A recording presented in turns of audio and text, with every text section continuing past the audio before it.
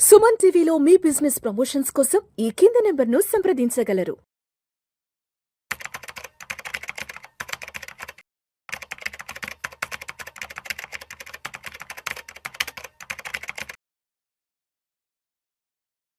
ప్రేక్షకులకి మీ రామచంద్రమూర్తి నమస్కారాలు.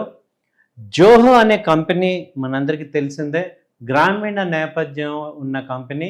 ఆ కంపెనీ చైర్మన్ ఎండి వచ్చి అందరికీ గ్రామీణ ప్రాంతంలో డెవలప్ అవ్వాలని రోజు స్టేట్మెంట్స్ పెడతారు.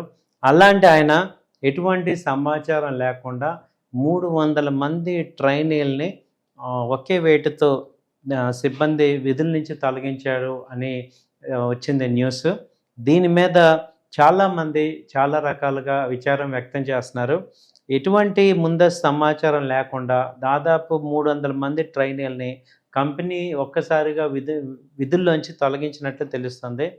టెక్ నిపుణుల నివేదిక బ్లెండ్లో బాధిత ఉద్యోగి ఒకరు చేసిన పోస్టు ఇప్పుడు సోషల్ మీడియాలో వైరల్గా మారింది. బాధితుడి కథనం ప్రకారం కంపెనీలో అంతర్గతంగా జరిగిన కొన్ని పరిణామాలే ఈ తొలగింపుకు కారణమని అనుమానాలు వ్యక్తమవుతున్నాయి. ఇటీవల ఒక సీనియర్ ఉద్యోగి, మీరు మమ్మల్ని ఎక్స్పీరియన్స్డ్ పర్సన్ని తీసేసి తక్కువ జీతానికి వచ్చే ట్రైనీలతో ఖాళీలు భర్తీ చేయాలని చూస్తున్నారా అని యాజమాన్యాన్ని ప్రశ్నించినట్టు చెప్తున్నారు. ఈ చర్చ జరిగిన కొద్ది రోజుల్లోనే ప్రెషర్లను భర్తీ చేస్తున్నారనే అపవాదు పోగొట్టుకోవడానికి కంపెనీ ఏకంగా 300 మంది ట్రైనీల్ని తొలగించిందని ఈయన యూజర్ చెప్పారు. సో ప్రెషర్ల ఆవేదన ఎలా ఉంది అంటే, నేను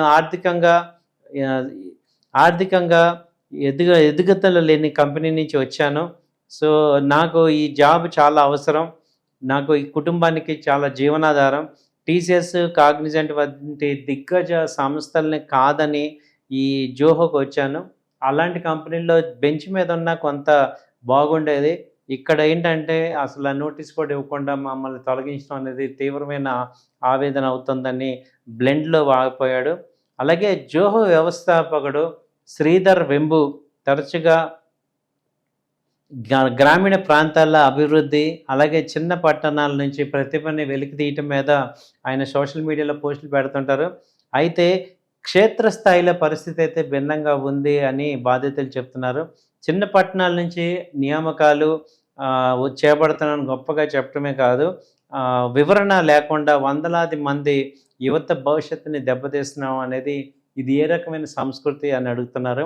ఈ టెక్ వర్గాల్లో కూడా తీవ్రమైన నిరసన వ్యక్తమవుతుంది. ఈ వ్యవహారం మొత్తం మీద గూగుల్, గోల్డ్‌మ్యాన్ సాక్స్, హెచ్‌పి వంటి దిగ్గజ సంస్థల ఉద్యోగులు విస్మయం వ్యక్తం చేస్తున్నారు.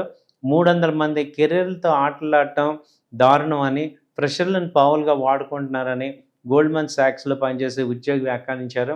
అంతర్గత రాజకీయాల క్రాస్ ఫైర్లో ఎప్పుడు కూడా అమాయకమైన ప్రెషర్లే బలవుతున్నారని చెప్తున్నారు.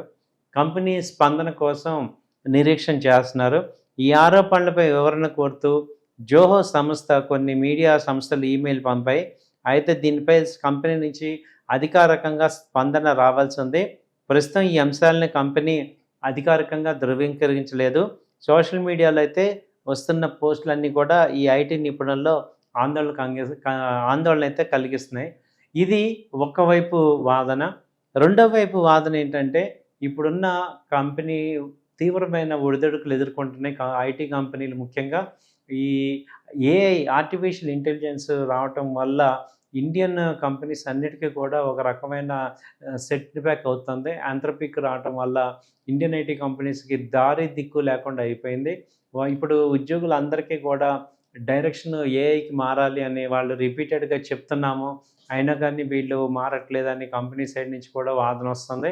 సో ఇప్పుడు ట్రెండ్ బట్టి ముందుకెళ్ళాలి, కొత్త టూల్స్ని నేర్చుకోవాలి, అప్గ్రేడ్ అవ్వాలి, అలాగే మీ యొక్క నైపుణ్యాన్ని పెంచుకోవాలని కంపెనీ నిపుణులు చెప్తున్నారు.